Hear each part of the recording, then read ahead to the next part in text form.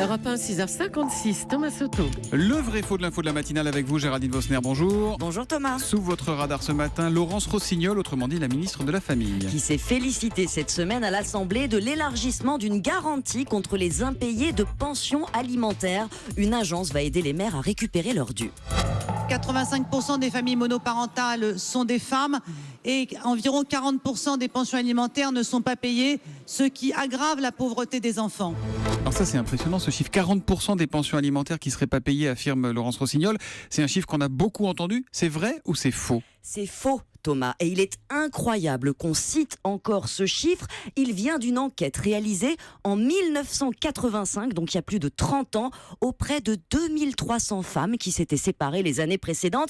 40% déclaraient mal toucher leur pension. Cette étude est complètement obsolète, mais comme le chiffre claque, eh bien, il perdure. Pourtant, C'est pas sérieux, il quand même, un existe... chiffre de 85. Et il existe des données plus récentes. Une enquête de même nature a été conduite en 2014 auprès de 3500 personnes séparées 2 ans plus tôt. Enquête du ministère de la Justice.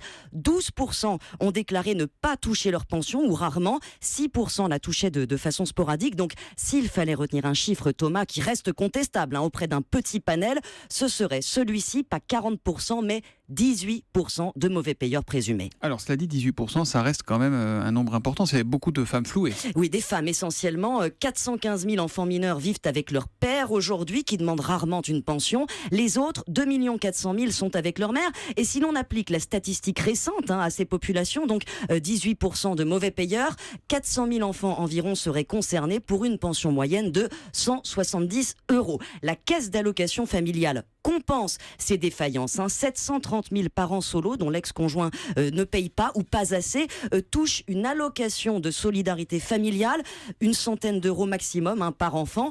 La vraie nouveauté du plan du gouvernement, c'est que ce montant va s'étendre aux personnes qui se remettent en couple, mais le recouvrement des impayés, lui, restera difficile car l'immense majorité des parents qui ne payent pas, selon la CAF, sont en fait insolvables et on ne sait pas, faute d'études sérieuses, combien fraudent ou organisent leur insolvabilité. Voilà, les conclusions, c'est pas parce qu'on assène un chiffre qu'il est bon. Alors il y a beaucoup de politiques en ce moment qui chipotent en disant qu'on vérifie, machin, etc.